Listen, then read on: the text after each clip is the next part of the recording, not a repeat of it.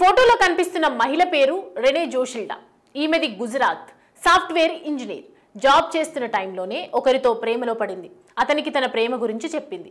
అయితే అతను ఆమె ప్రేమను నిరాకరించాడు. ఇంతలో సీన్ కట్ చేస్తే బెంగళూరు పోలీసులకు అడ్డంగా దొరికిపోయి కటకటాల పాలైంది.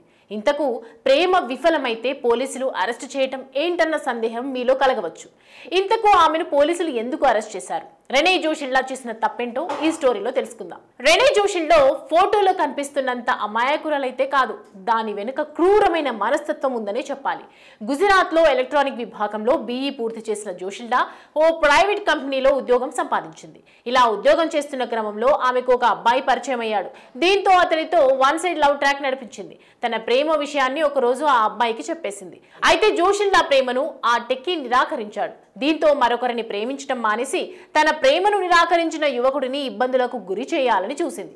దీనికి సోషల్ మీడియాను వేదికగా మార్చుకుంది. తన ప్రేమను ఒప్పుకొని యువకుడి పేరుతో రకరకాల సోషల్ మీడియా అకౌంట్స్ క్రియేట్ చేసింది. ఆ సోషల్ మీడియా అకౌంట్లతో అహ్మదాబాద్ లోని నరేంద్ర మోడీ ఇంటర్నేషనల్ క్రికెట్ స్టేడియంలో బాంబు ఉన్నట్లు బెదిరింపులకు పాల్పడింది.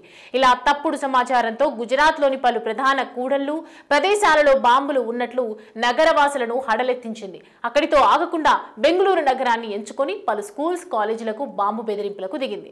దీంతో అప్రమత్తమైన పోలీసులు బాంబ్ స్క్వాడ్ సెర్చింగ్ ఆపరేషన్ ప్రారంభించారు. చివరకు అది తప్పుడు సమాచారం అని గుర్తించారు. ఇక్కడ రెనే జోషిల్డా ఉద్దేశం ఏంటంటే తనకు దక్కని వాడు ఇంకెవ్వరికీ దక్కకూడదు. తన ప్రేమను నిరాకరించిన యువకుడి పేరుతో ఇలా తప్పుడు సమాచారాన్ని వ్యాపింపచేస్తే అతడిని పోలీసులు అరెస్ట్ చేస్తారన్నది ఆమె ప్లాన్.